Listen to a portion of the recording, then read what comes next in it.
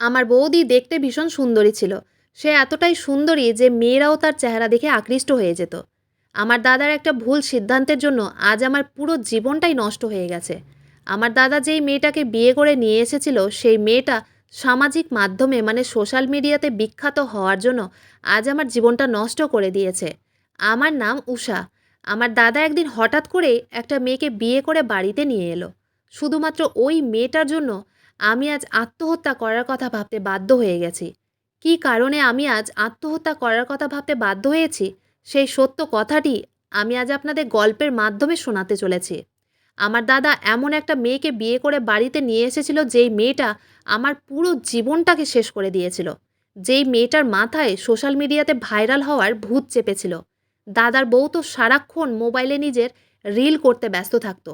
আজ আমার বৌদির জন্য আমাকে বাধ্য হয়ে বৌদির বন্ধুর সঙ্গে আমাকে শারীরিক সম্পর্ক করতে হয়েছে। আমার ইচ্ছে না থাকা সত্ত্বেও বিয়ের আগেই আমি নিজের কুমারিত্ব হারিয়েছি শুধুমাত্র আমার বৌদির জন্য। একদিন সন্ধ্যাবেলা আমি ও মা টেবিলে বসে চা খাচ্ছিলাম। ওই সময় আমাদের বাড়ির বেল বেজে উঠল। তারপরে দরজা খুলে যা দেখলাম তাতে আমার মনে হয়েছিল আমার পায়ের তলা থেকে যেন মাটি সরে গেল। কারণ আমার দাদা সকালবেলায় স্কুলের জন্য বেরিয়েছিল এবং সন্ধ্যাবেলায় যখন বাড়ি ফিরে এলো তখন দেখলাম আমার দাদার সঙ্গে একটা মেয়ে ছিল এবং তারা দুইজন বিয়ের সাজে গলায় ফুলের মালা পরে দাঁড়িয়েছিল। ওই মেয়েটার মাথায় সিঁদুর ছিল। শুধু তাই নয়, ওই মেয়েটি আমার দাদার হাত ধরে দাঁড়িয়েছিল। তখনই আমি বুঝে গেছিলাম আমার দাদা নিশ্চয়ই এই মেয়েটাকে বিয়ে করে বাড়িতে নিয়ে এসেছে। তাদের দুইজনকে একসঙ্গে দেখার পরে আমি যখন মাকে ডাক দিলাম তখন মাও তাদের দুইজনকে একসঙ্গে দেখে অনেক বেশি আশ্চর্য হয়ে গেছিল। কারণ দাদা এটা কিভাবে করতে পারল? আমাকে ও মাকে কোনো কিছু না বলে দাদা এত বড় পদক্ষেপ কেন নিয়েছিল? কারণ আমি ও মা তো অনেক আশা করেছিলাম দাদার বিয়ের ব্যাপারে। কারণ আমার একটাই দাদা, আমরা এক ভাই ও এক বোন। তারপর মা দাদাকে জিজ্ঞেস করলো, এসব কি? এই মেয়েটা কে? এবং তোরা বিয়ের পোশাক পরে কেন দাঁড়িয়ে আছিস? আর মেয়েটার মাথায় সিঁদুর কেন? আমার দাদা তখন একটু মুচকি হেসে মায়ের হাত ধরে বলল, এটা তোমার বৌমা। আমি একে বিয়ে করেছি। এর নাম মায়া। মা তখন বলল, তোর যখন বিয়ে করার ইচ্ছে ছিল তাহলে আমার সঙ্গে একবার কথা বলতে পারতিস। এইভাবে হঠাৎ করে আমাকে কোনো কিছু না বলেই বিয়ে করার কোনো মানেই ছিল না। বৌদি তখন বলে উঠল, আরে শাশুড়ি মা, আমাকে বাড়ির ভেতরে ঢুকতে দিন, তারপরে না হয় কথাটা হবে।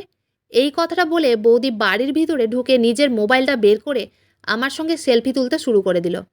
প্রথম দিন বৌদি বাড়িতে এসে এমন ব্যবহার করেছিল যে তাকে দেখে মনেই হয়নি যে সে হচ্ছে এই বাড়ির নতুন বউ। বাড়িতে ঢোকা মাত্রই সে দাদার সঙ্গে মোবাইলে রিল করতে ব্যস্ত হয়ে পড়েছিল।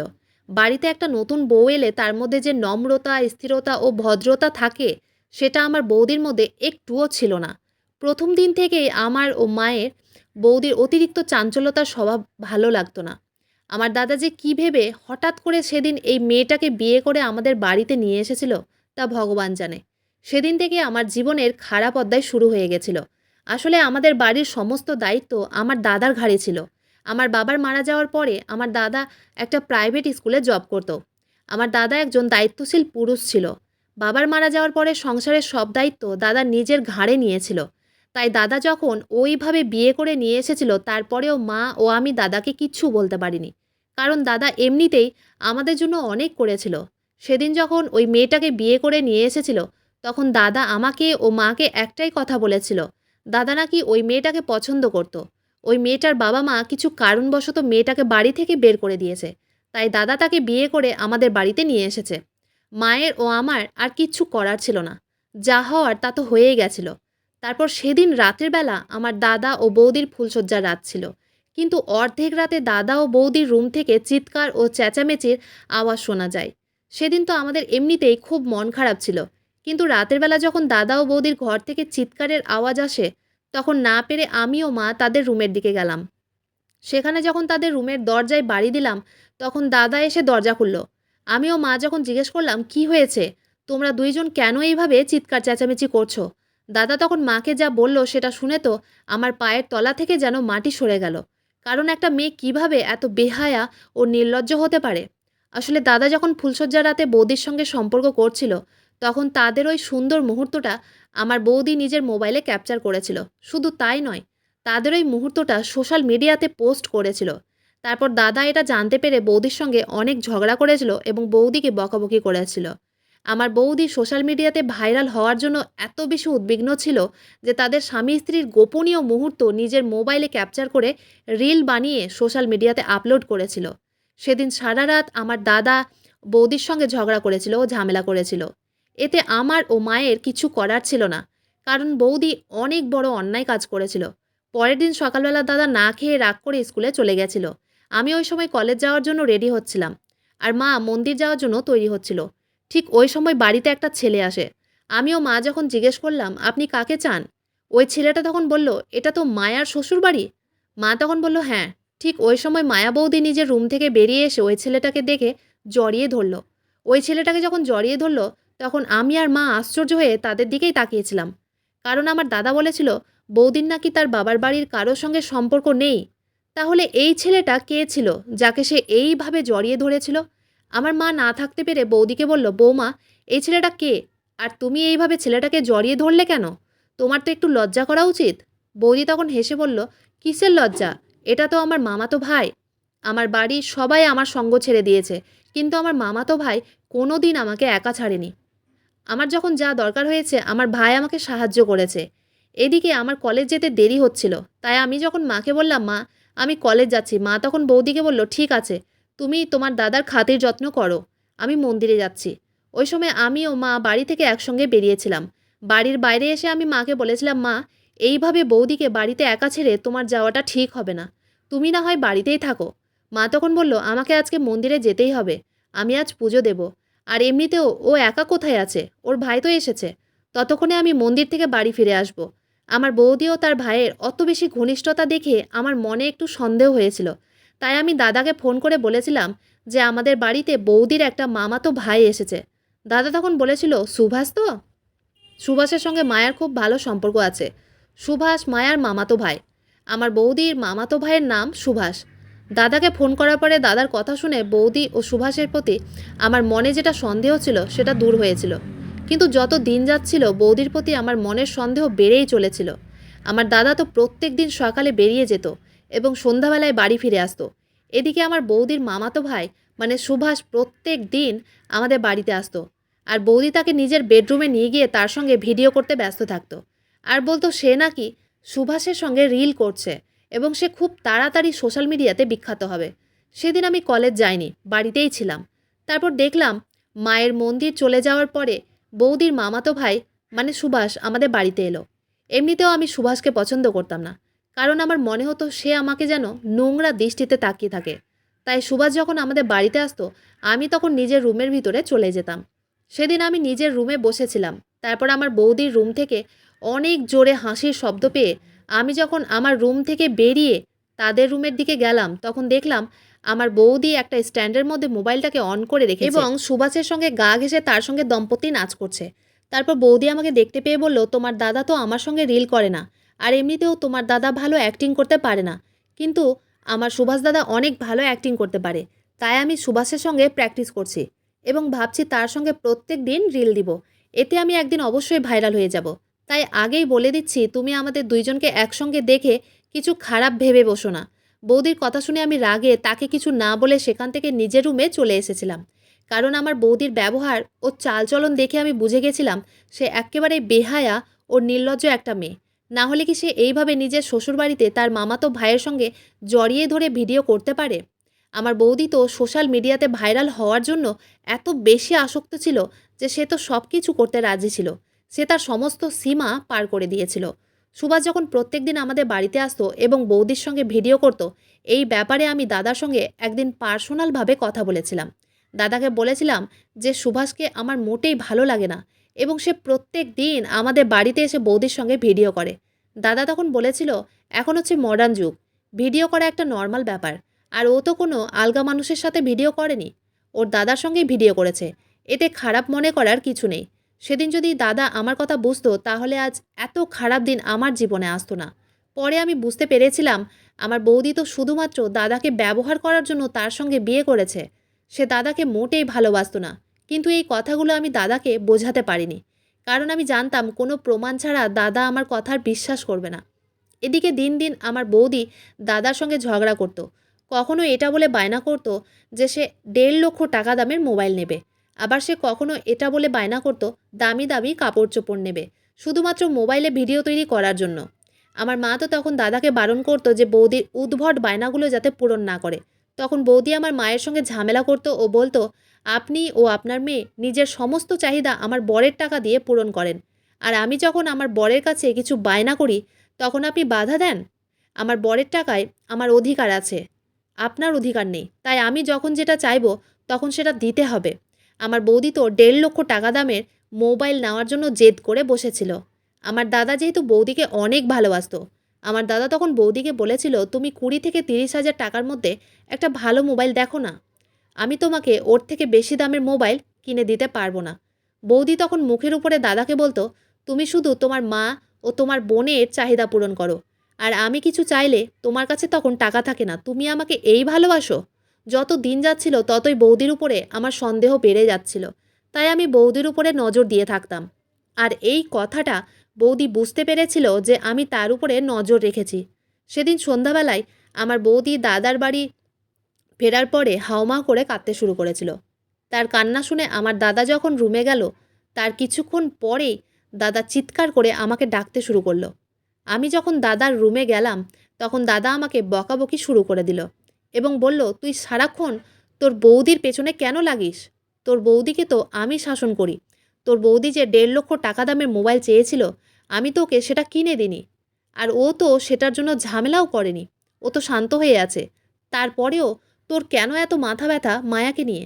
মায়া আমাকে বলেছে তুই নাকি সারাক্ষণ ওর পেছনেই লেগে থাকিস এবং ওকেই সন্দেহ করিস। তোর কলেজের সমস্ত খরচ আমি দিই, তোকে একটা ভালো কলেজে অ্যাডমিশন করিয়েছি, তাই তুই নিজের পড়াশোনায় মন দে। তোর রেজাল্ট খারাপ হলে আমি কিন্তু তোকে আর পড়াশোনা করাবো না, তোর পড়াশোনা বন্ধ করে দেব। তাই মায়ের উপর নজর না দিয়ে নিজের পড়াশোনায় মন দে। আর আজকে তুই মায়ের এত সুন্দর ড্রেসটা ছিঁড়ে নষ্ট করে দিলি। বৌদি তখন কেঁদে বলল, এই জামাটা আমি 5,000 টাকা দিয়ে কিনেছিলাম, আর তোমার বোন হিংসে করে আমার এই জামাটাকে ছিঁড়ে নষ্ট করে দিয়েছে। আমার এত দামি জামাটা তোমার বোন নষ্ট করে দিয়েছে। আমি বৌদির সব চাল বুঝতে পেরেছিলাম। আসলে বৌদি যখন বুঝতে পেরেছিল আমি তার উপর নজর রেখেছি, তাই সে আগেই আমাকে দাদার কাছে খারাপ করার জন্য আমার ব্যাপারে দাদাকে সব কিছু মিথ্যে কথা বলেছিল, যাতে আমি বৌদির ব্যাপারে কোনো কথা বললে দাদা যাতে আমার কথার বিশ্বাস না করে। সেদিন আমার কোনো দোষ না থাকা সত্ত্বেও দাদা আমাকে অনেক বকেছিল। দাদার স্কুলে চলে যাওয়ার পরে আমার বৌদি তো সারাদিন মোবাইলে ভিডিও করতে ব্যস্ত থাকতো, সে বাড়ির একটাও কাজ করতো না। আমি যেদিন বাড়িতে থাকতাম সেদিন আমি বাড়ির সমস্ত কাজ একাই করতাম, কারণ আমার মায়ের তো বয়স হয়ে গেছিল।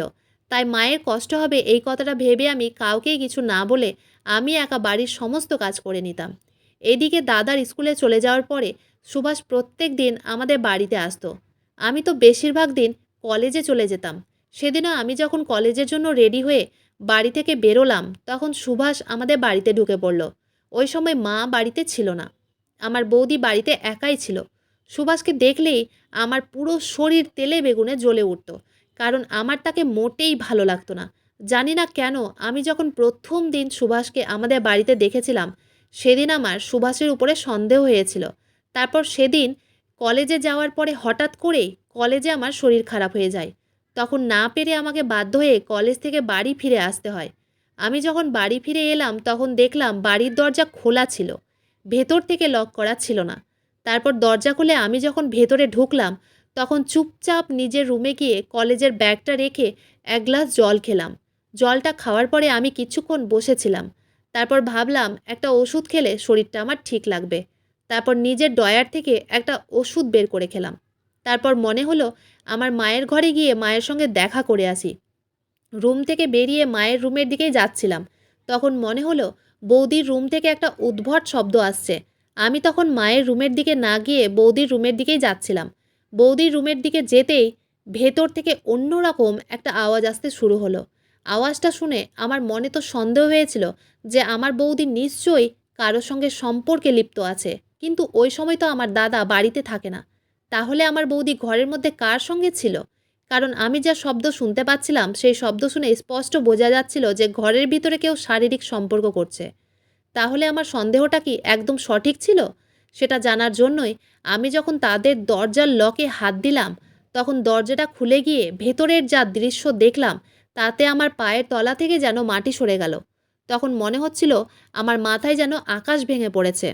আমার বৌদি তার ভাইয়ের সঙ্গে মানে সুভাষের সঙ্গে শারীরিক সম্পর্কে জড়িত ছিল, আর অন্যদিকে তারা মোবাইলে ক্যামেরা অন রেখেছিল। আমার বৌদি সোশ্যাল মিডিয়াতে ফেমাস হওয়ার জন্য এতটা নিচে নেমেছিল যে সেটা কল্পনার বাইরে ছিল। ছি! আমার তখন ঘৃণা লাগছিল তাদেরকে ওই অবস্থায় দেখে।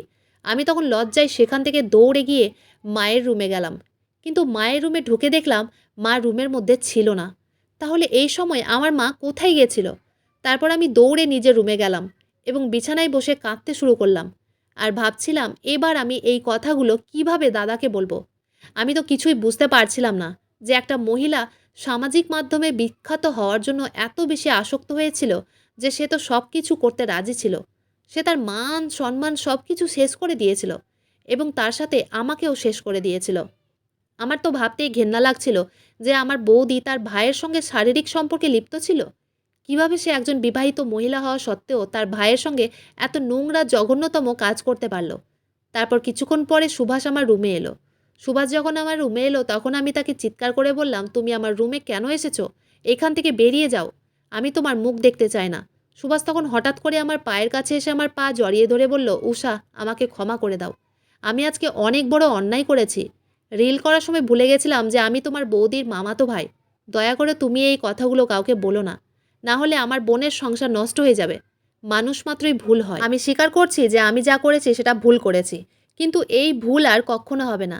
তাই তুমি আমাকে ক্ষমা করে দাও, আর দয়া করে এই কথাগুলো আর কাউকে বলবে না। সুভাষ যখন আমার হাতে পায়ে ধরে আমার কাছে ক্ষমা চাইছিল তখন আমি ভাবলাম যখন তারা ভুল করেই ফেলেছে তাহলে তাদেরকে একটা সুযোগ দেওয়া হোক। আমি ভেবেছিলাম দাদা যদি এই কথাগুলো জানতে পারে যে আমার বৌদি তার মামাতো ভাইয়ের সঙ্গে সম্পর্ক করেছে, তাহলে তো আমার দাদা অনেক বেশি কষ্ট পাবে। কারণ আমার দাদা তো আমার বৌদিকে অনেক ভালোবাসতো, আর আমি এটা কোনো দিন চাইনি যে আমার দাদা ও বৌদির সম্পর্ক নষ্ট হয়ে যাক। ওই সময় সুভাষ একা আমার কাছে এসেছিল, বৌদি আমার কাছে আসেনি। সুভাষ তখন বলল, তোমার বৌদি তো ঘরে বসে কাঁদছে। সেও অনেক লজ্জিত, সে নিজের ভুল বুঝতে পেরেছে। তারপর সুভাষ আমার হাত ধরে আমাকে বিছানায় বসিয়ে তার মিষ্টি কথার ফাঁদে আমাকে ফেলতে শুরু করে দিল। সে আমার হাত ধরে বলল, আসলে আমি তো তোমাকে পছন্দ করি, কিন্তু আমি কোনোদিন তোমাকে বলার সাহস পাইনি, কারণ তুমি তো আমাকে দেখতেও পছন্দ করো না। আমাকে ভালোবাসা তো অনেক দূরের কথা। আমি জানি আমি তোমার যোগ্য নয়, কিন্তু আমি তোমাকে অনেক ভালোবাসি। এটা বলে সে বিছানা থেকে উঠে টেবিলের কাছে গিয়ে এক গ্লাস জল আমাকে এনে দিয়ে বলল, তুমি আগে এই জলটা খাও, তারপরে তুমি নিজের কান্না বন্ধ করো। সুভাষের কথা শুনে আমি জল খেলাম। তারপর সে আমার চোখের জল নিজের হাতে মুছে দিল।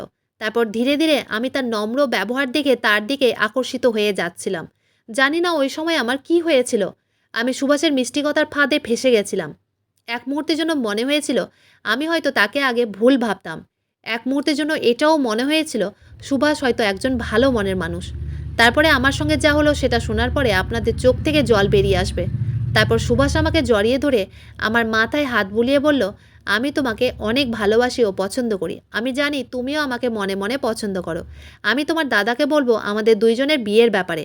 তারপর সুভাষ যেই আমার কাছে এগিয়ে এসে আমার শরীরে হাত দেওয়ার চেষ্টা করলো, তখন আমি তাকে একটা থাপ্পড় মেরে বললাম, তুমি এটা কি করছো? আমি তোমাকে এখনও বলিনি যে তোমাকে আমি ভালোবাসি বা পছন্দ করি। তাহলে তোমার সাহস কি করে হলো আমার শরীরে হাত দেওয়ার? আমার শরীরে হাত দেওয়ার কিভাবে তোমার সাহস হলো? আমি তো তোমাকে ভালো ভেবেছিলাম, কিন্তু তুমি তো অনেক অসভ্য ও অভদ্র। তোমার মতো ছেলেকে আমি বিশ্বাস করে অনেক বড় ভুল করেছি। আমার রুম থেকে তুমি এক্ষুনি বেরিয়ে যাও। সুভাষ তখন রেগে উঠে দাঁড়িয়ে আমার চুলের মুঠি ধরে বলল, ওই দেখ টেবিলের দিকে, ওইখানে আমি মোবাইলটা অন করে রেখেছি, আর এতক্ষণ যা হলো সব কিছু মোবাইলে ক্যাপচার হয়েছে। এবার সেটাকেই আমি এডিটিং করে সোশ্যাল মিডিয়াতে পোস্ট করব। তখন তুই কি করে সমাজকে মুখ দেখাবি? তোর আমি বাইরে বেরোনো বন্ধ করে দিব, কাউকে মুখ দেখাতে পারবি না। আমাকে থাপ্পড় মারার আগে তোকে একবার ভাবতে হতো। আমাকে থাপ্পড় মেরে তুই অনেক বড় ভুল করেছিস। আজ আমি তোকে দেখাবো আমার আসল চেহারা। তুই যদি চাস আমি তোর কোনো নোংরা ভিডিও বানিয়ে সোশ্যাল মিডিয়াতে পোস্ট না করি, তাহলে আমি যেটা বলবো তোকে সেটাই করতে হবে। নইলে তোর আমি এমন ভিডিও বানাবো যেটা ঘন্টার মধ্যেই ভাইরাল হয়ে যাবে। তখন তোর কাছে আত্মহত্যা করা ছাড়া আর কোনো উপায় থাকবে না। সুভাষের কথা শুনে আমি ভয় পেয়ে তার কাছে হাত জোড় করে বললাম, দয়া করে আমার সাথে এরকম করবে না। আমি তোমার কোনো ক্ষতি করিনি, আর আমি তোমার ও বৌদির ব্যাপারে কাউকে কোনো কিছু বলবো না। কিন্তু আমাকে ছেড়ে দাও, আমার সাথে এরকম করো না। আমি চাই না আমার জন্য আমার বাড়ির মান সম্মান নষ্ট হয়ে যাক। তখন সুভাষ আমার গাল দুটোকে অনেক জোরে টিপে ধরে আমার মুখের কাছে এসে বলল, তাহলে তোকে সেটাই করতে হবে আমি যেটা বলবো।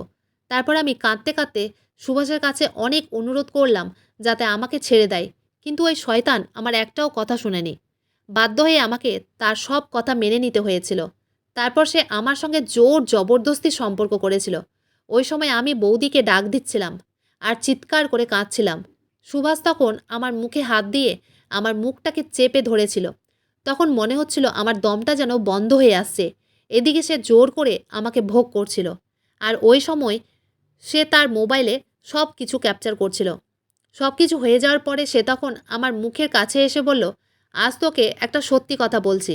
সত্যি কথাটা জানার পরে আমার পুরো শরীর কেঁপে উঠেছিল। সুভাষ তখন বলল, তোর বৌদি আমার বোন নয়, তোর বৌদি আমার প্রেমিকা। তোর বৌদির জীবনে আমার আগে আরও বেশ কয়েকটা পুরুষ মানুষ ছিল, আর এখন আমি তোর বৌদির জীবনে আছি। তোর বৌদি তো শুধুমাত্র টাকার জন্য তোর দাদাকে বিয়ে করেছে। ওই সময় সমস্ত সত্যিটা জানার পরে আমার মাথা আর কাজ করছিল না। কারণ আমার দাদা এমন একটা মেয়েকে বিয়ে করে নিয়ে এসেছিল যে মেয়েটার জন্য আমাদের পুরো জীবনটা নষ্ট হয়ে গেছিল। তারপর সুভাষ বলল, নিজের মুখটা বন্ধ রাখবি। যদি ভুল করেও কাউকে আমাদের ব্যাপারে সত্যি কথা বলেছিস তাহলে আমি কি করব সেটা তুই ভালোভাবে জানিস। আর বেশি চালাকি করলে এই ভিডিওটা আমি সোশ্যাল মিডিয়াতে ভাইরাল করে দিব। তারপরে ওই শয়তান আমার রুম থেকে বেরিয়ে চলে গেল। ওই সময় আমি জ্যান্ত লাশের মতো বিছানাতেই পড়েছিলাম। মনে হচ্ছিল আমার শরীর থেকে প্রাণ বেরিয়ে গেছে, শুধু নামমাত্রই প্রাণ ছিল। তারপর সেদিন মা যখন বাইরে থেকে বাড়ি ফিরে এলো তখন আমি মাকে জড়িয়ে ধরে অনেক কেঁদেছিলাম। মা আমাকে বারবার জিজ্ঞেস করছিল যে আমার কি হয়েছে, আমি কেন এইভাবে কাঁদছি, কিন্তু মাকে কিছু বলার আমার সাহস হয়নি। আমার সঙ্গে অত বড় অন্যায় হওয়ার পরে আমার খাওয়া দাওয়া সব কিছু বন্ধ হয়ে গেছিল। আমার কিছুই ভালো লাগছিল না। আমি কলেজ যাওয়া বন্ধ করে দিয়েছিলাম। সারাদিন ঘরের ভিতরেই বসে থাকতাম আর লুকিয়ে লুকিয়ে কাঁদতাম। সেদিন আমার দাদা ঘরের ভিতরে এসে আমাকে জিজ্ঞেস করেছিল আমি কেন কলেজে যাই না এবং কেন আমি ঠিকঠাকভাবে খাওয়া দাওয়াও করি না। দাদার কথা শুনে আমার চোখ দিয়ে জল চলে এসেছিল।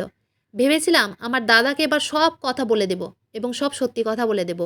ঠিক ওই সময় আমার বৌদি আমার ঘরের ভিতরে চলে এলো এবং সে আমাকে চোখে চোখে ইশারা করে বলল আমি যাতে আমার দাদাকে কিছু না বলি।